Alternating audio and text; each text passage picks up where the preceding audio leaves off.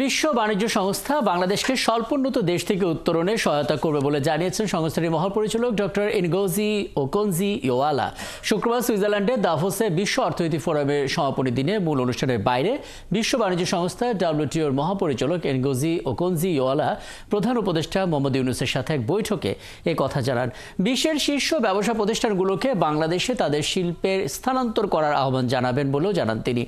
নীতিমালা প্রণয়নের মাধ্যমে WTO বাংলাদেশের সাথে কাজ করবে বলে আশ্বাসও দেন সংস্থাটির মহাপরিচালক।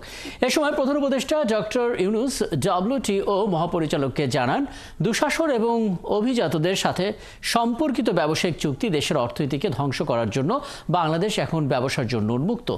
তিনি বলেন, লাখ লাখ তরুণ এবং প্রযুক্তিকে দক্ষ কর্মী নিয়ে বাংলাদেশ সহজেই বৃহত্তম উৎপাদন কেন্দ্রগুলির অন্যতম প্রধান হতে পারে।